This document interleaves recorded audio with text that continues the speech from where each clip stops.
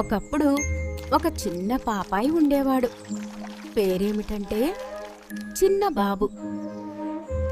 చిన్న బాబుకు ఆటలు అంటే చాలా ఇష్టం. కానీ భోజనం మాత్రం అస్సలు ప్రాపర్లీ తినేవాడు కాదు. అమ్మ పిలిచినా తరువాత తింటా అంటూ పరుగు తీస్తాడు.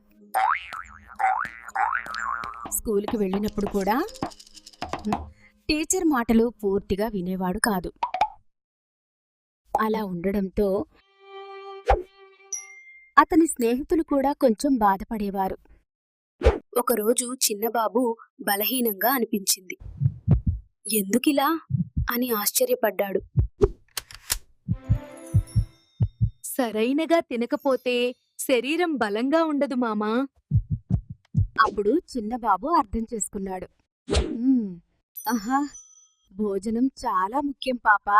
అమ్మా, ఇక నుండి నేను మంచిగా తింటా. టీచర్ మాటలు కూడా వింటా. ఆ రోజు నుంచి చిన్నబాబు రుచిగా ఆరోగ్యంగా తినడం మొదలుపెట్టాడు.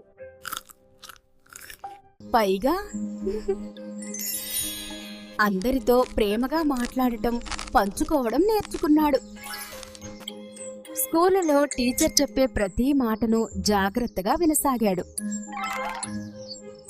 చిన్న బాబును చూసి అమ్మా నాన్నలు ఆనందంతో ముసిముసి నవ్వారు. అందుకే పిల్లలు, భోజనం మంచి అలవాట్లతో తింటే మనం బలంగా ఉంటాము. భోజనం సరిగ్గా తినండి, అందరితో ప్రేమగా ఉండండి.